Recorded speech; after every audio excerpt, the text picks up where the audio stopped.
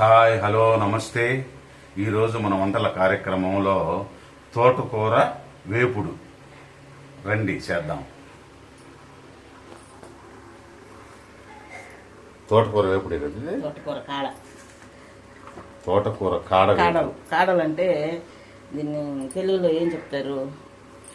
అవేలే కాడలే అంటారు. తోటకూర కాడల వేపుడు.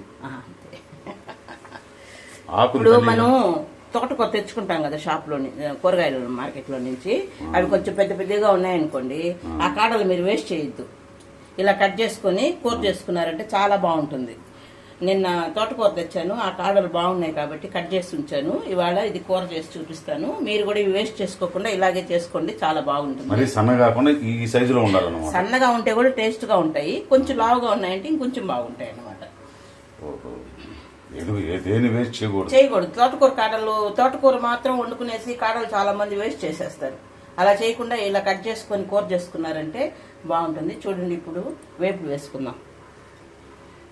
ఇది కొంచెం ఒక 3 స్పూన్లు, చిన్న స్పూన్తో ఆయిల్ వేసాను. 3 స్పూన్లు 2 స్పూన్లు ఎంతో. చూడండి, మినపప్పు,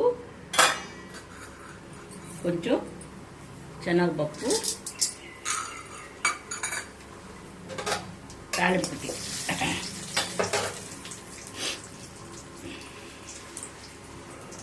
తెలుగులో అయితే ఫ్రీగా మాట్లాడచ్చు, తమిళ్లో ఆలోచించుకొని కాదు. మనకి తెలుగు వాళ్ళు చూస్తారు కదా పిల్లలు. ఇప్పుడు మనం చేసేది ముఖ్యంగా అందరికీ తెలిసిన వంటలే, కానీ పిల్లలు ఇప్పుడు బయట ఉంటున్నారు కాబట్టి వాళ్ళు చూసుకొని చేసుకోవడానికి కోసం అనేసి. అంటే మన పిల్లలు బయట ఉన్నారు, చెప్పున్నాను ఇంతకుముందే, ఇప్పుడు చెప్తున్నాను. కొంచెం వెల్లుల్లి రెబ్బలు వేసాను అన్నమాట. అవి వేస్తేనే తాలింపుకి మంచి వాసన వస్తుంది. ఈ పోపులోనే తాలింపులో మనం 4 వెల్లుల్లి రెబ్బలు కచ్చాబచ్చాని దంచి వేసేసాను అన్నమాట. ఇది చాలా బాగుంటుంది తోటకూర కాడల కూర చేసుకుంటే. ఇది పప్పు వేసి చేసుకోవచ్చు, సాంబార్లో వేసుకోవచ్చు, ఇలా ఫ్రై చేసుకోవచ్చు.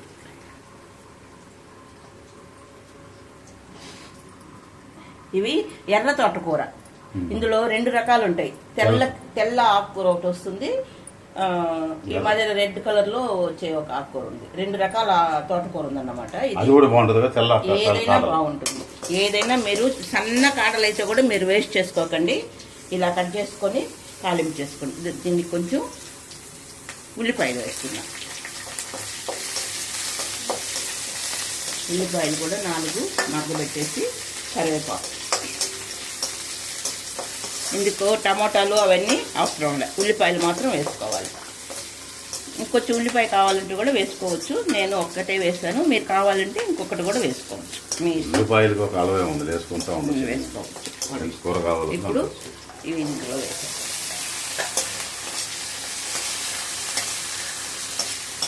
అంటే ఉల్లిపాయలు మగ్గితే చాలు, ఇది మగ్గాల్సిన అవసరం లేదు. మనం కొంచెం నీళ్లు పోసి ఉడికించుకుంటాం కాబట్టి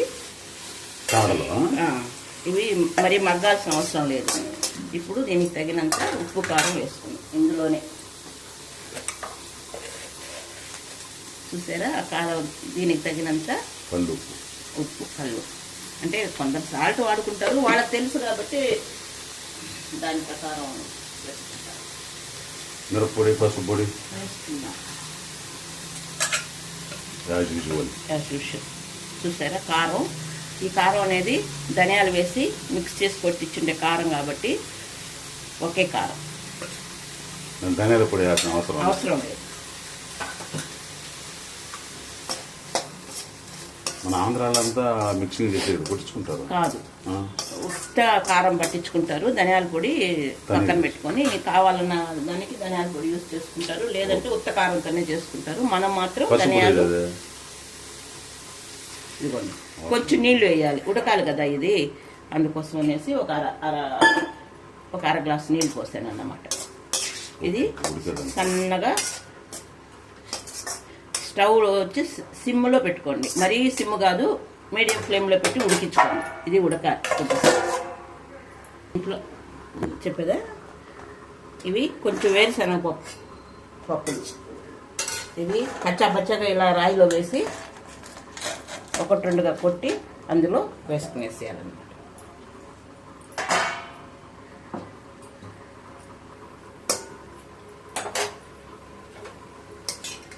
చూసారా బాగా మగ్గిపోయాయి, బాగా మెత్తగా ఉడికిపోయాయి.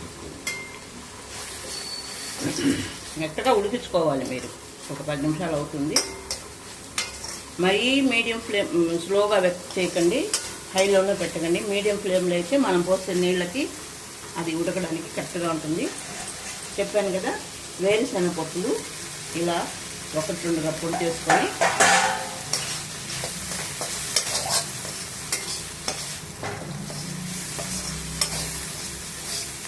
కూర కొంచెం జాస్తిగా వస్తుంది, టేస్ట్ బాగుంటుంది.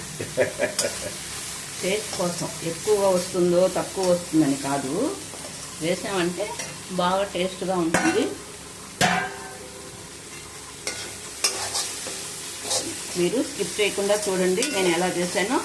సింపుల్ మెథడ్లో సూపర్గా టేస్ట్గా ఉండే కర్రీ అన్నమాట. చూడండి, సైడ్ డిష్గా పెట్టుకోవచ్చు, అన్నంలో పెట్టుకొని భోజనం చేయొచ్చు, మీ ఇష్టం. ఇదే తోటకూర కాడల వేపుడు. చూశారుగా, తోటకూర కాడల వేపుడు. ఇది చేసి మీరు ఇదే మా తోటకూర కాడలతో స్కిప్ చేయకుండా చూడండి. ఇలాగే చేసి రుచి చూసి కామెంట్ చేయండి, సబ్స్క్రైబ్ చేయండి, మర్చిపోకుండా షేర్ చేయండి, లైక్ చేయండి. ఓకే.